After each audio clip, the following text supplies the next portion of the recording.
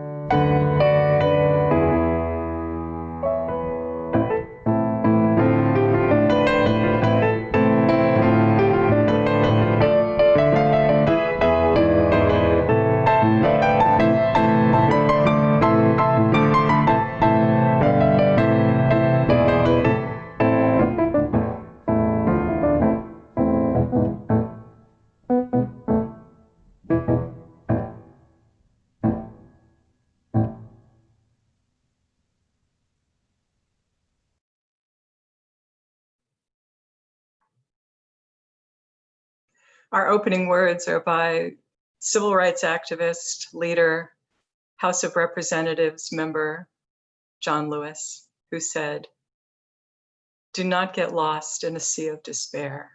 Be hopeful, be optimistic. Our struggle is not the struggle of a day, a week, a month, a year. It is the struggle of a lifetime. Never, ever be afraid to make some noise and get in good trouble, necessary trouble. We light our chalice this morning.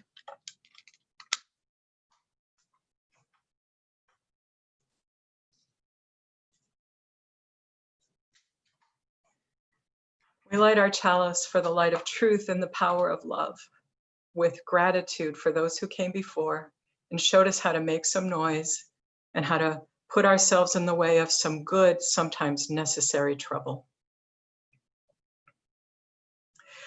Our first hymn this morning is an old song. Well, it's not so old, but it goes back a ways. This is People Get Ready by Curtis Mayfield.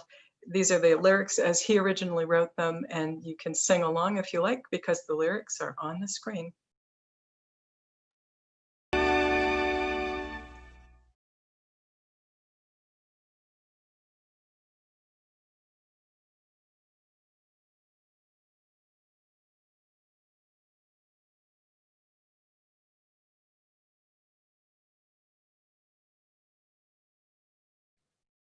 Do you remember when you could listen to music like that on the radio and it was all mixed in? There was R&B and there were pop chart hits and even country and Western. It was all mixed in together. We all listened to the same things, at least some of the time.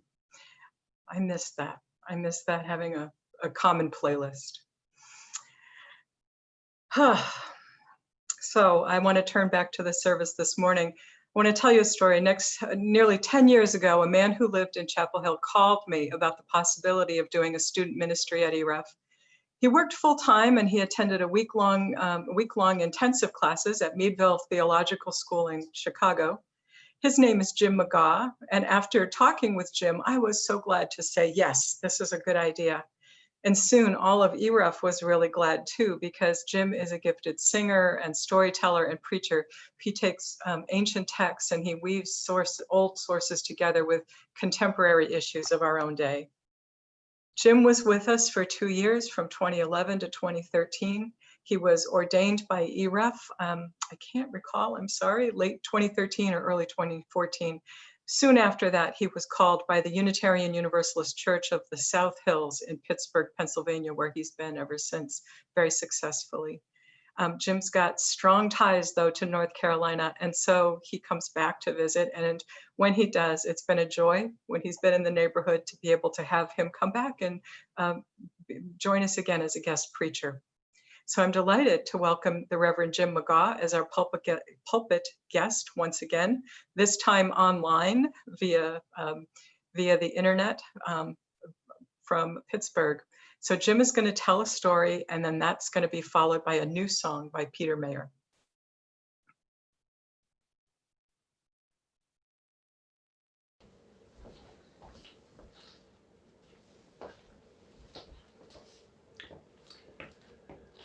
Once there was a kingdom everyone called Paradise.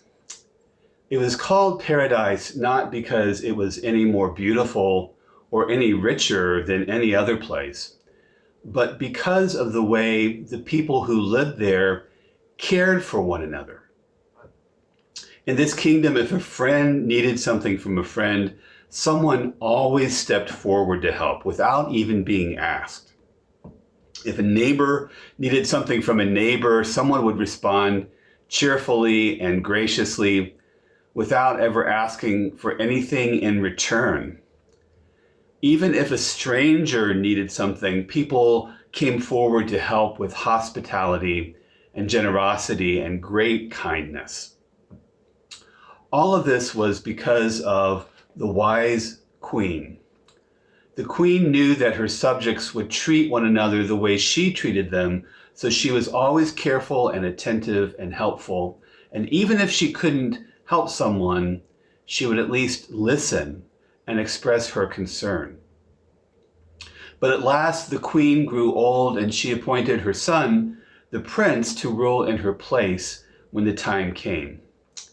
Soon the queen died, and the prince assumed the throne.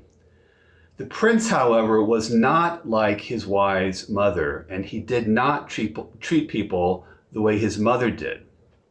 Once the royal ministers approached him and said, "Your Majesty, there's a terrible problem. There is a famine in part of our land, and the people there are starving. We must do something." "They're starving?" said the prince impatiently. "Yes, starving. They have no food to feed their children." The prince said, "But I have plenty of food." And he bit into a big apple from this huge bowl of fruit before him. He said, "If they're starving, I'm sorry, but it's not my problem." "Perhaps your Majesty didn't understand. People are suffering and they haven't any food to eat. They'll die if we do nothing." Still, he said, "Well, I'm sorry, but it's just not my problem." The ministers all shook their heads in disbelief and walked away. Just then, another group of messengers approached the throne. No one in the royal court seemed to be able to move the prince, no matter what they said. Every problem that was presented to him was met with the same response: "I'm sorry, but it's not my problem." Before long, more and more people in the kingdom were acting like the prince. When a friend needed help from a neighbor or a friend, the one who was asked would look bothered and respond, "You need help? Well, I'm sorry, but that's not my problem." And since they refused to help one another, they certainly refused to help any strangers that came into their midst. Soon the kingdom had completely changed. It was no longer paradise, and no one remembered the way things had been. No one but a fisherman who remembered the old queen and the way things used to be. One day this fisherman gathered all his money and bought tools and paint and materials. He set to work fixing up his old fishing boat. His plan was to turn it into a yacht, the most beautiful yacht in the harbor. Everyone came the day the yacht was finished to take a ride on it, even the prince himself. And it was a beautiful, clear day. The sun shone and the lake was calm. The fisherman guided the yacht with everyone aboard out onto the lake, far away from the shore. But late in the afternoon, the winds picked up and the boat began to rock. And some of the guests got nervous and said, "Can we head home now?" And the fisherman said, "Yes, but there's just one thing I need to do." He went to his toolbox, got out a big drill, went to the center of the boat, positioned the drill on the hull, and began to drill a hole. People asked, "What are you doing?" And he said, "I'm drilling a hole." And they said, "Why?"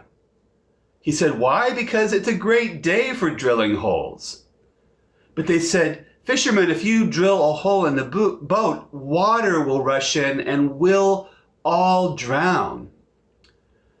As he continued drilling, passengers began to cry and beg, "Please, please, please stop." But the fisherman said, "Nope. It's my boat, it's my drill, and I'm going to drill this hole." Someone remembered that the prince was on board and said, "Please get the prince. He'll talk with the fisherman and he'll save us." Well, the prince came forward, stood over the fisherman in his royal robes, and a hush came over the frightened crowd. "Fisherman," the prince said, "what are you doing?" he asked in his deepest, most commanding voice. "I'm drilling a hole," responded the fisherman, moving the drill around and around. "Why are you doing this?" the prince asked. "Because I feel like it," responded the fisherman. He didn't even look up to the prince as he kept drilling. The prince said, "Fisherman, if you make a hole in the boat will sink and we'll all drown." "Uh-huh," acknowledged the fisherman, and small beads of sweat started to appear on the brow of the prince, and he lost the commanding tone in his voice, and he started looking like a sincerely worried man. "Fisherman," he said, "I commend you to stop." But the fisherman kept drilling and drilling, and the prince was quickly losing his composure. Gone was his royal tone. Instead, he was just another frightened person. "But fisherman, what gives you the right to do this?" The fisherman patiently explained, "It's my boat, it's my drill, and I'm going to make a hole. Now please move aside. You're blocking my light." And he continued to drill. The prince began to cry and plead like everyone else. When the prince began to cry, the fisherman at last stopped drilling. He said, "You don't want the boat to sink?" He said, "You don't want to drown? Well, I'm sorry, but it's not my problem." The prince cried desperately, "What do you mean it's not your problem? Anyone can see that if I have a problem, you have a problem. And if you have a problem, I have a problem. If anyone has a problem, then everyone has a problem, because we're all stuck here on this boat together." He stopped, the prince did, like a man who had suddenly figured out a great riddle. He repeated the words again. "If I have a problem, you have a problem. And if you have a problem, I have a problem. If anyone has a problem, then everyone has a problem, because we're all stuck here on this boat together." "Anyone can see that," the prince said. "Yes," said the fisherman, "anyone can see that. Anyone on this boat can see that." "Now," the fisherman said, "we can go home." And he picked up the drill, turned the boat around, and sailed it safely back into the harbor. The people who got off of that boat were changed. Never ever again would friend turn to friend, or neighbor turn to neighbor, or to a stranger and say those terrible words. Instead, whenever a friend needed help from a friend, or a neighbor needed a hand from a neighbor, or a stranger needed some kindness, whenever anyone came before the prince, he or she would hear these words, "Please let me help you.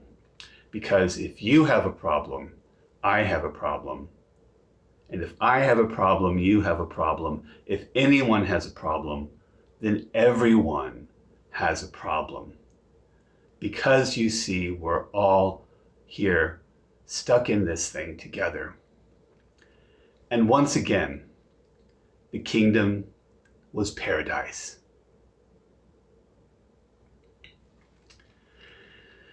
The song that Mary and I are about to sing, $20 Bill, was written by Tom Prasada Rao in the wake of the killing of George Floyd.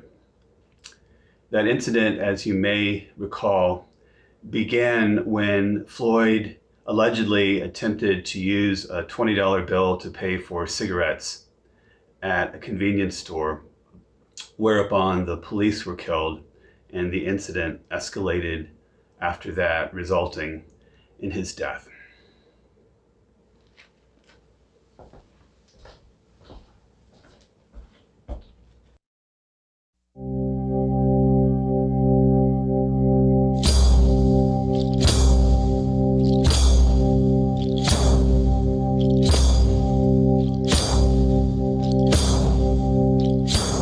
You wanna shout, wanna right something wrong, you can sing about it in a righteous song. And if you wanna wait or raise your voice up high, you can be a singer in the justice choir. If you are a citizen heavy of heart, you can take a tenor or an alto part. You can be a flame in a great big fire, you can be a singer in the justice choir. Sing out, make a better world, make a sound wave like a flag unfurled. Sing out like a liberty bell, ring out the truth you tell. Sing out, make it be known, sing like the trumpets of Jericho. Sing Sing out at the tyrant's wall. Sing until the last brick falls. Sing about courage in the face of fear. Sing about light when the darkness nears. Sing about truth to the shameless lie. Sing about freedom in the justice choir. Sing about the weak in the halls of power. Sing about the earth in a desperate hour. Sing about the poor when the rich conspire. Sing about love in the justice choir. Sing out, make a better world. Make a sound wave like a flag unfurl. Sing out like a liberty bell. Ring out the truth you tell. Sing out, make it be known. Sing like the trumpets of Jericho. Sing out at the tyrant's wall. Sing until the last brick falls. If you wanna shout, wanna right something wrong, you can sing about it in a righteous song. And if you wanna wait to raise your voice up high, you can be a singer in the justice choir.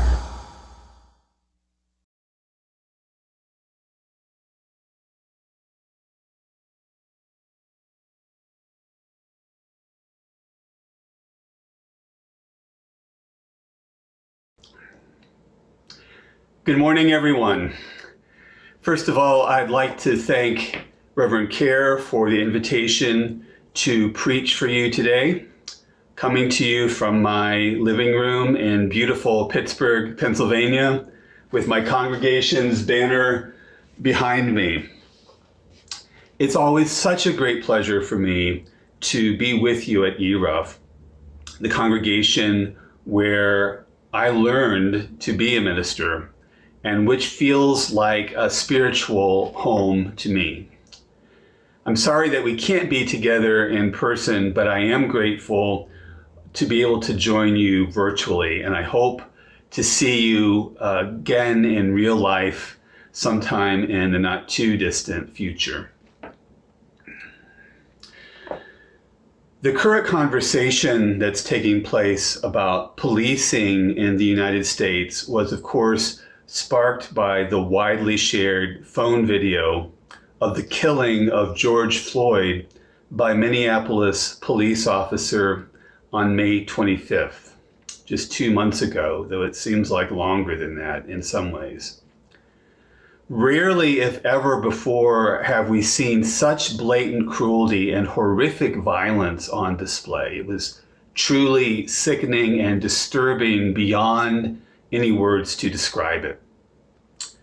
And I wish I could say that it was a rare occurrence, but I think we all know that it was not. It was unusually cruel, and because of the phone video, unusually public. But for Black people in America, such killings are nothing new. And sadly, they are not all that rare. While we might like to think of race-based police violence as something that has declined over the years, the statistics tell another story. In the United States, Black people are 3 times more likely to be killed by police than white people, despite the fact that Black people are 1.3 times less likely to be armed than white people, and despite the fact that they commit crimes at a rate that is no higher than the crime rate among whites. To understand our current situation with regard to policing, it's important to understand the historical roots of policing in our country. In the American South, policing as we know it, with armed men patrolling and looking for potential miscreants, began with slave patrols. As described by sociologist Connie Hassett Walker, these groups were squadrons made up of white volunteers empowered to use vigilante tactics to enforce laws related to slavery. They located and returned enslaved people who had escaped, crushed uprisings led by enslaved people, and punished enslaved workers found or believed to have violated plantation rules of that era.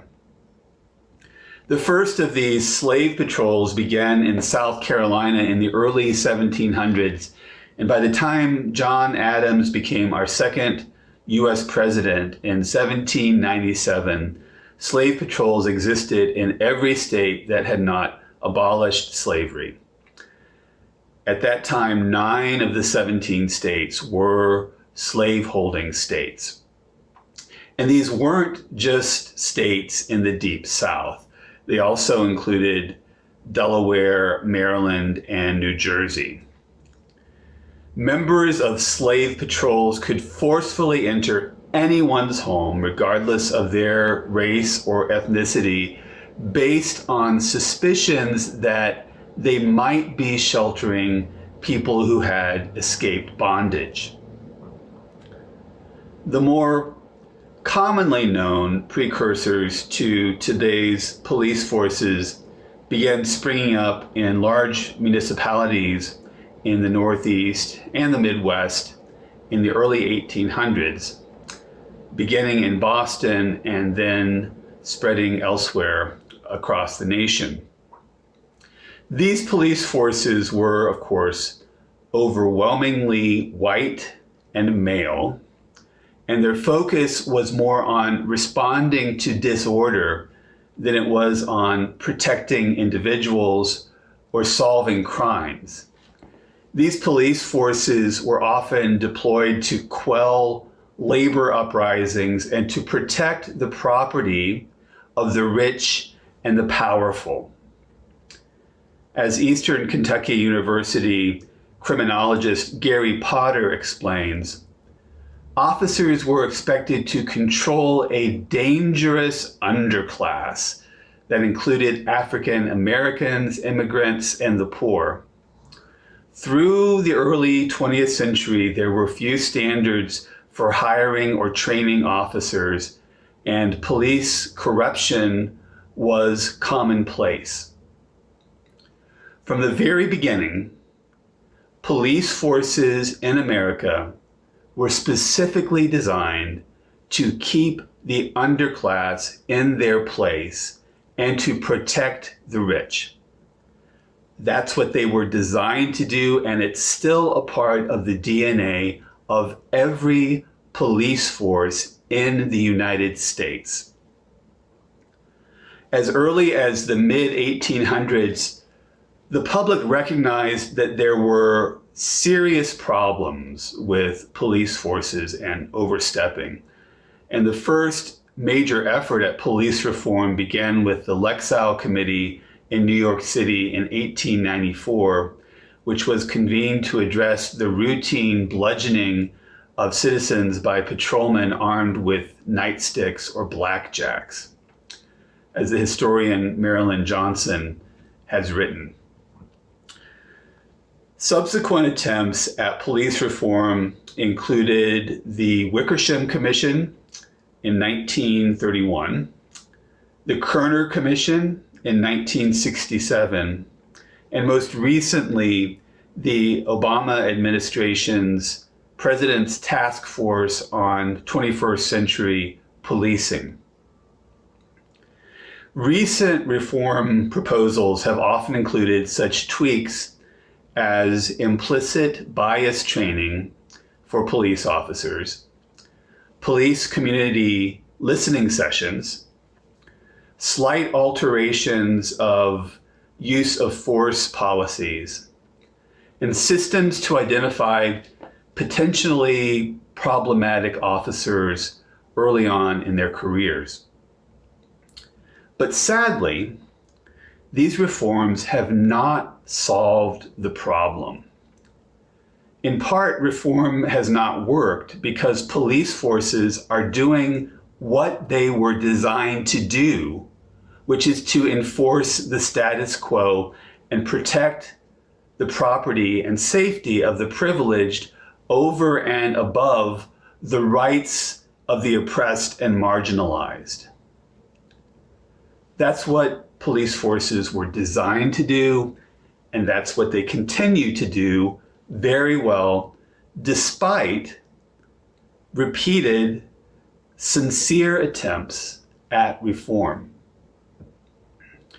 Over the past 40 years, the situation has intensified as there has been a massive expansion of policing into our schools, among other places. And policing in general has become more aggressive, more invasive, and more militarized, with even small municipal police departments armed with military equipment and military-style weapons. Alex S. Vitale, author of the book The End of Policing, says, part of our misunderstanding about the nature of policing is we keep imagining that we can turn police into social workers, that we can make them nice, friendly community outreach workers. But police are violence workers. That's what distinguishes them from all other government functions. They have the legal capacity to use violence in situations where average citizens using violence would be arrested.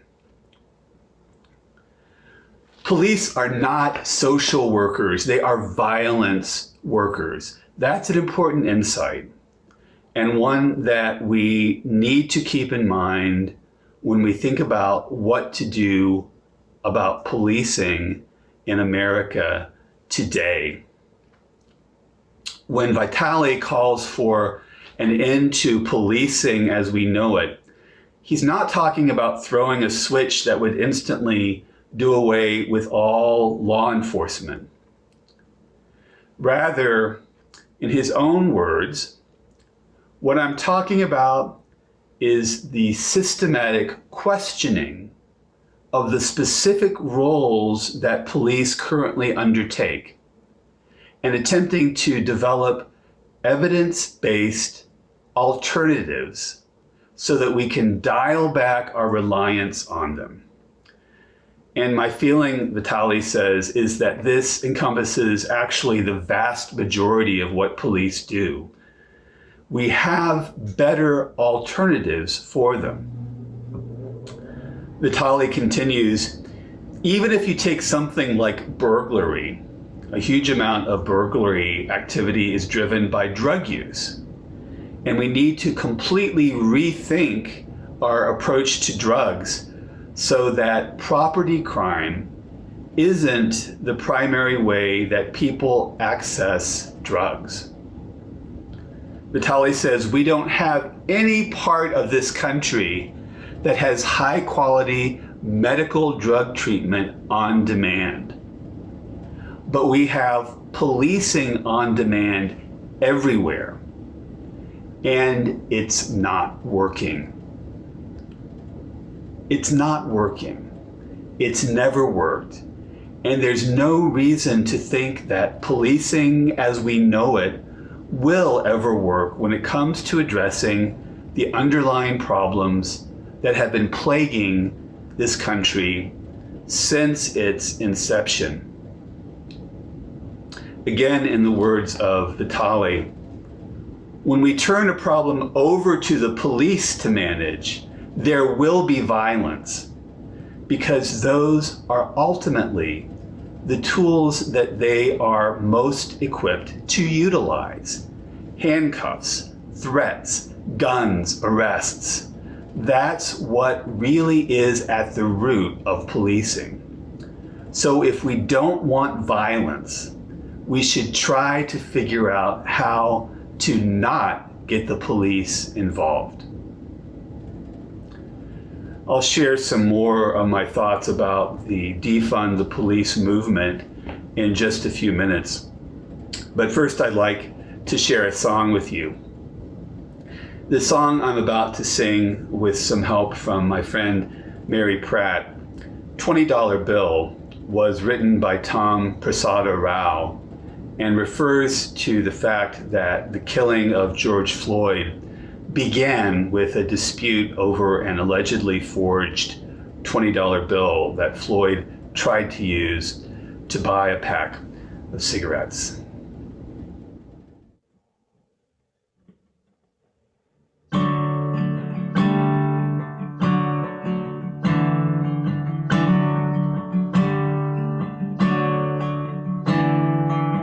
Some people die for honor.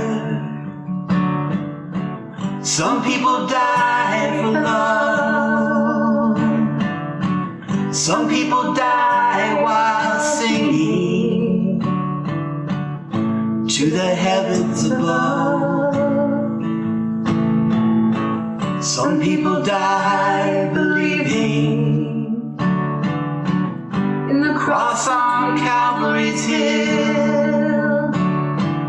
And some people die in the blink of an eye for a $20 bill. Some people go out in glory,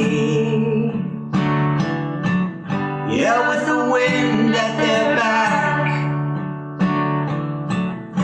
Some get to tell their own story, write their own epitaph. Sometimes you see it coming, sometimes you don't until you run out of breath with a knee on your neck or a $20 bill.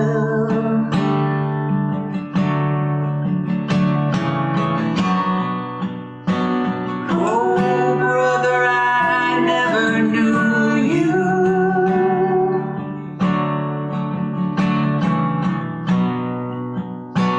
And now I never will.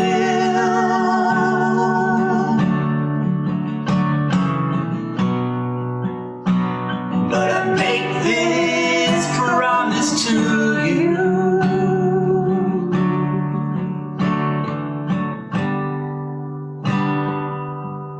I'll remember you still. Take, eat, this is the body. It's time to break the bread. Do this in remembrance, just like the good book said. Sometimes the wine is a sacrament. Sometimes the blood is just spilled. Sometimes the law is the devil's last straw. The future unfulfilled, like the dream they killed for a $20 bill.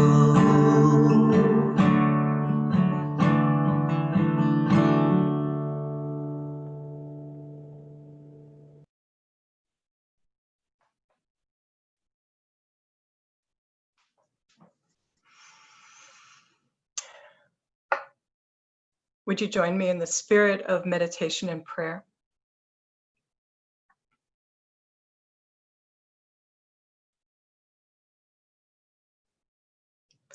Eternal presence, spirit of love and justice, where can we find you in this summer of protest and dissent? If we look for you in safety along the lines of certainty, we will search in vain. Too much is out of balance for that right now. But if we follow our unease, our heartbreak, our fear, we will hear you among the people in the streets who demand human rights for Black and brown people. As civil rights activist C.T. Vivian said, people do not choose rebellion, it is forced upon them. Revolution is always an act of self-defense. Shield of commitment, We will find you linked arm in arm with older women and veterans who stand between protesters and armed military forces sent to cities by the federal government. And we remember the words of Representative John Lewis, who wrote, "Freedom is not a state, it is an act. It is not some enchanted garden perched high on a distant plateau where we can finally sit down and rest. Freedom is the continuous action we must take."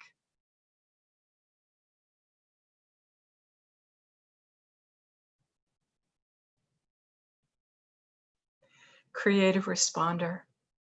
We find you in community policing that increases safety for the most vulnerable, within a network of relationships that include mental health providers, social workers, victim advocates. Fierce protector of the most vulnerable. We will find you in the determination of parents who are trying to figure out what to do about school. Like Carrie Rodriguez, who says, "Our children are not guinea pigs. They are our sons and daughters whose health and safety must be paramount above all else." Who remind us that even with great hardship, our kids are learning. They're learning grit and perseverance and empathy, attributes that they will carry with them for life.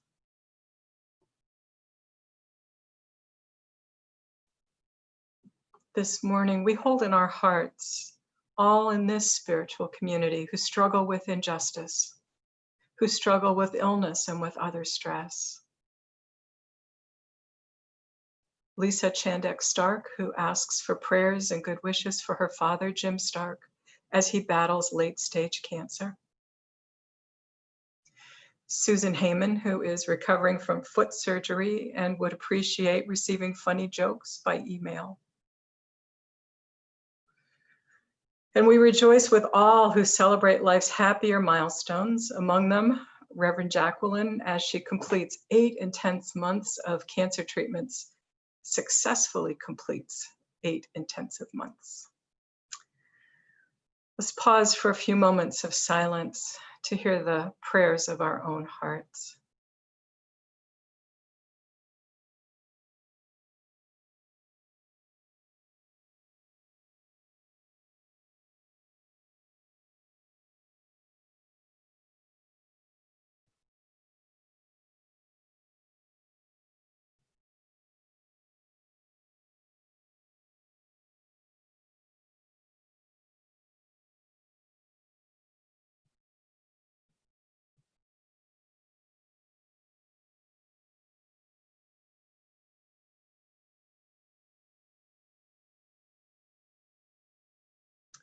This morning, as always, we hold all these people in our hearts with love and good wishes.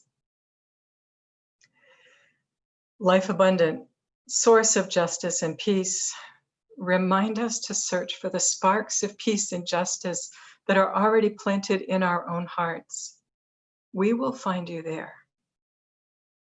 And as we carry our commitment to these essential things into the streets, the courts, and legislatures, you will be with us in those places too. May it ever be so. Ashe, blessed be. Our music for meditation this morning is a traditional spiritual, Mary, Don't You Weep.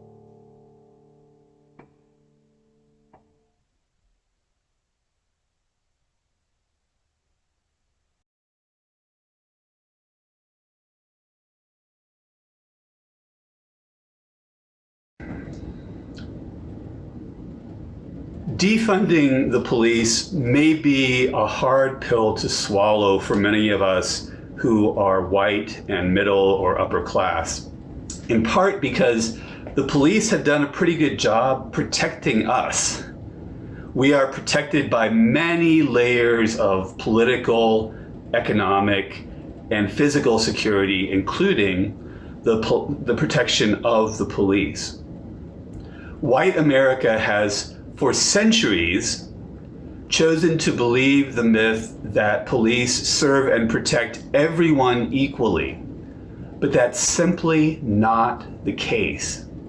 And it's not just a matter of a few bad apples. It's the way policing was imagined and designed. There are a lot of people who go into law enforcement in this country with excellent intentions. They really do want to serve and protect everyone equally. In fact, I believe that's the case for the vast majority of people going into law enforcement. But once they become police officers, once they enter the police force, no matter what their intentions might be, they are part of a system that is rotten down to its very core. It's not necessarily the apples that are bad, it's the tree itself that has been poisoned with centuries of class and race-based violence. For this reason, more and more people are advocating for the abolition of policing as we know it. And it's time to take these ideas seriously. A fundamental shift in funding needs to take place if we are serious about wanting to end police violence. This battle will not take place so much in the streets as it will take place in budget meetings on the municipal, county, and state levels. And it will not happen overnight. No one's seriously advocating mob rule. The defund the police movement is not about leaving people unprotected. It's about making radical changes so that everyone is protected more equally and so that people are no longer victimized by a system of policing that has been so harmful to so many people for so long. But we have arrived at a critical junction in our history as a nation. And we have a clear choice before us. We can pretend that all of our current problems can be solved with a few tweaks to the system, something that's never worked before. Or we can recognize that the system itself must be radically reimagined and start building the beloved community that we aspire to become. So what are we to do and where are we to begin? There are several things that I would suggest. We need to fundamentally rethink the way policing occurs and to put in its place a more just and humane system. We need to elect public officials who are really and truly committed to dismantling systems of oppression and hold them accountable for their actions or lack thereof. We need to continue to educate ourselves and others about the history and continued presence of systemic racism that has for centuries robbed Black people of their breath and their right to breathe. As people of conscience, as people committed to the inherent worth and dignity of every person, as people engaged in creating a community of love and justice We simply must do everything in our power to stop racist violence. We must. So while we are saddened by the ongoing violence, while we are saddened by the harm that is occurring, while we are enraged and angered by the way the president is inciting further racist violence, while we are disgusted by the seemingly endless cycle that we are seeing, we know that there is a way forward. I hope and pray that as we find our way forward on the path to more justice and more love, we will take up the mantle of liberation, and that we will not shirk our responsibilities nor shrink from the difficult tasks that lie ahead.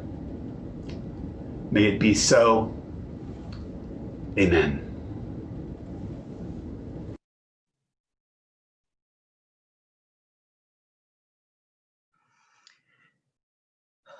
It's quite a lot to think about.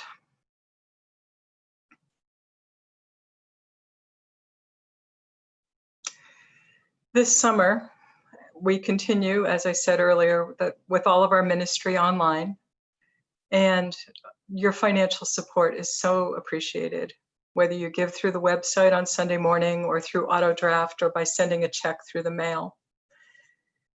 I want to also remind you that as the effects of the pandemic begin to hit some of us very hard, I want to remind you that the Minister's Discretionary Fund is available. This is money that our members have given in order to help each other in times of need. There's a very healthy balance in there right now, and it's available if you find yourself struggling for any reason.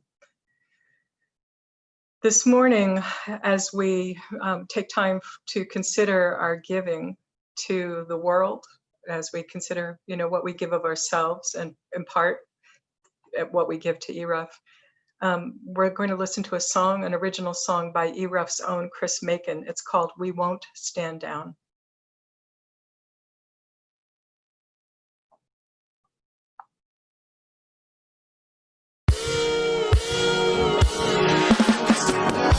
They call us disrespectful. The police take our lives. We just want to live the freedom to thrive. No, we won't stop until we open your eyes. Call us disrespectful. The police take our lives. We just want to live the freedom to rise. No, we won't stop until you open your eyes. No, we don't want your rewards. We know the history, we've seen this before. This system is rotten, deep to its core. All you give is sickness, poverty, and war. You claim your laws are built up on fairness, and all wealth is given according to merit. But we know the truth. We provide the labor, but don't get the fruits. Now the people are angry, so spare us all of your hypocrisy. Please don't tell us, rely on your democracy. We know the ballot is held in the balance, so we must stand and challenge and hold you accountable. Demand our equality. We won't back down from the fight that's ahead. We will push forward instead. One foot in front of the other, my sisters and brothers, cause we have the strength through power in numbers. They call us disrespectful. The police take our lives. We just wanna live the freedom to thrive. No, we won't stop until we open your eyes. Call us disrespectful. The police take our lives. We just wanna live the freedom to rise. No, we won't stop until you open your eyes. No, we don't want your rewards. You wanna see the children's parents locked behind bars. Who writes the laws? I can't believe that in the 21st century it's the same things we still fighting for. So the prison makes the money while the children take the loss. The warden is the same as the boss. The people feel trapped, the people feel lost. The market must grow no matter what it may cost. At least that's what we're taught. The truth is communities are hurt. hurting, cause for some to have so much, others must take up the burden. Our health is in crisis, our safety's uncertain. We must rise up and pull back the curtain and let in the sun for a new day to dawn. The mothers have been crying for the same thing so long. We must keep fighting till injustice is gone, as long as our hearts remain warm. Yeah. They call us disrespectful. The police take our lives. We just wanna live the freedom to thrive. No, we won't stop until we open your eyes. They call us disrespectful. The police take our lives. We just wanna live the freedom to rise. No, we won't stop until you open your eyes. You hate to see us on the streets, all the looting and riots. You say that the way should be respectful and quiet. You agree with our cause, but you can't get behind it, cause what's got us divided is the spectacle of violence. Okay, let's say we were to protest in silence, a display with decorum that displays our defiance. I guess we could take some time to think what that would be. Oh, would you support us if we all take a knee? No, they call us disrespectful. The police take our lives. We just wanna live the freedom to thrive. No, we won't stop until we open your eyes. Call us disrespectful. The police take our lives. We just wanna live the freedom to rise. No, we won't stop until you open your eyes.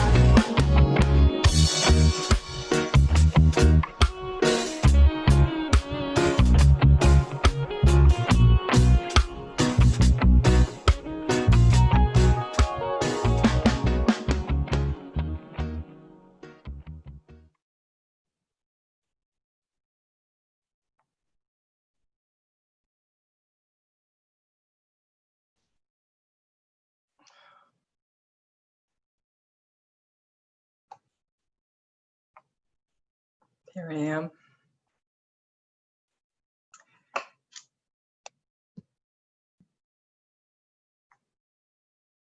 We give thanks for all these gifts so generously given. The Reverend John Morgan says, in the end, it won't matter how much we have, but how generously we have given. It won't matter how much we know, but rather how well we live. It won't matter how much we believe, but how deeply we love. We give thanks this summer for the chance to deeply consider all the things happening in our world and to be a part of it with our love and our commitment to our values. Ashe.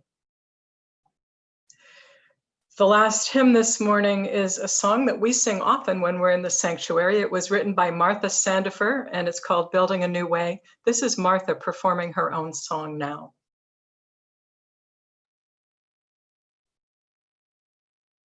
It's a song called Building a New Way. I wrote this quite a while ago, and it traveled around the country. It was in a couple of different women's choruses, at least a couple that I know of, and probably a few more, have made their own arrangements of it, and then it appeared in the Unitarian Universalist hymnal, addendum to their hymnal, Singing the Journey, and here's my version of it. So there's many other versions out.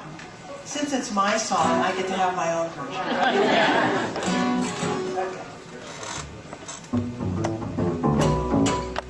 We are building a new way. We are building a new way. We are building a new way.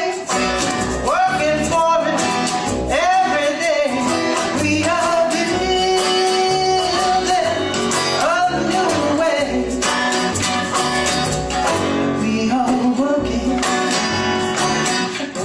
to be free. We are working now, working to be free. We are working to be free, and free, and jealousy. We are working to be free. Peace and freedom.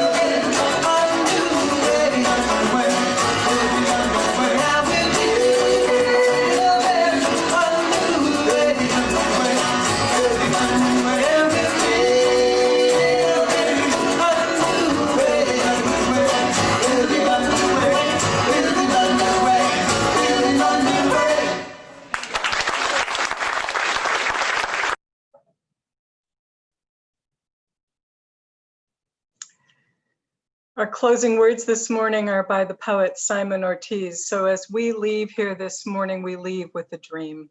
And Simon Ortiz says, that dream shall have a name after all, and it will not be vengeful, but wealthy with love and compassion and knowledge.